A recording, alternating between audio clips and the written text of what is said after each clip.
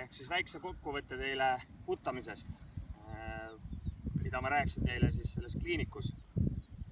Kõigepealt, kui te tulete puttama ja karjutama, siis ma soovitan teil alustada selliselt, et võtate kas mingi mündi, mingi märgi, panete selle suvalisse kohta greenile maha, võtate 5 palli ja umbes 5-60 cm kauguselt siis proovite selle palli startida üle selle nii-öelda mündi või märgi. Ja siis saate teada, kas sellel päeval oleks vaja nagu natukene võib-olla mingit tehnilisi nüansse vaadata või saate hakata keskenduma õigele suunale ja õigele tugevusele.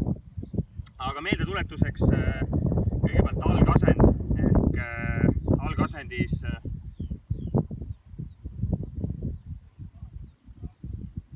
peate jälgima siis seda, et teil oleks käed rippuvad alla. Teie silmad peaks olema otse palli koha peal. Ja siis alati tšekake ära see, kas teie õlgade liin on otse. Ehk siis kas võtate ka selle stiki, võtate mingi golfikepi, lasete sõbral näiteks võtate asendi sisse, lasete siis kontrollida, et kas ta on õigesti või valesti. Et see õlgade liin kindlasti peaks olema otse. Nüüd liigutus. Liigutuse puhul alakeha on täiesti paigal, see ei tohiks üldse liikuda. Swing või siis stroke tuleb õlgadest. Ja väga oluline oli see, et me hoiaksime tegelikult oma pea kogu aeg paigal. Eks selle jaoks ma tegelikkuses siis palusin, et kasutage Sharpit näiteks ja tehke siia maha Sharpiga väike täpp. Pange pall siia peale. Ja siis, kui te teete putti,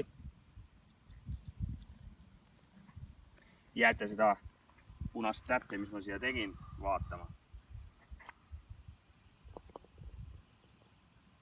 Väga tüüpiline probleem, miks eriti lühikese putti mööda lüüakse, on sellepärast, et tehakse backswing ja juba vaadatakse järgi.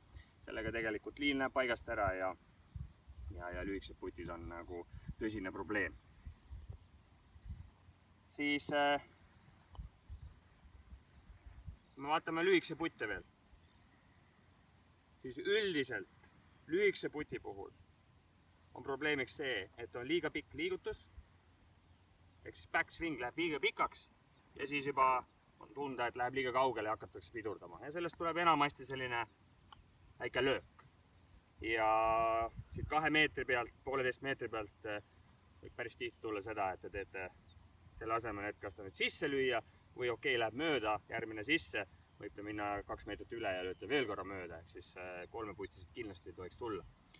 Ja pikema puti puhul on probleemiks see, et see backswing on liiga lühikene ja siis hakkate nagu liiga palju kiirendama ja ei kontrolli enam seda pikkust, et kui kaugele see pall nagu läheb. Rütm peaks tegelikult olema kogu aeg sama. Et loete siis 1, 2, 1, 2, leiate oma rütmi, kasutate kas või siis telefonis on äpid olemas, metronoom, et leidke see oma rütmi ülesse ja hoidke see kogu aeg samasugusena. Ehk pikema puti puhul siis ta läheb pikemalt tagasi, aga ikkagi see 1, 2 säilib. Lühema puti puhul on ta samamoodi 1, 2, aga ta on oluliselt lühem siis. Sellised väiksed vihjed teile. Pidage meeles, et puttamine ei lähe muidu paremaks, kui sellega tuleb pidevalt tegeleda.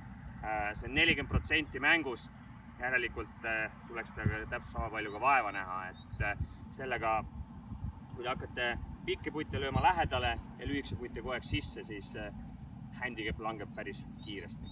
Proovige siis harjutada.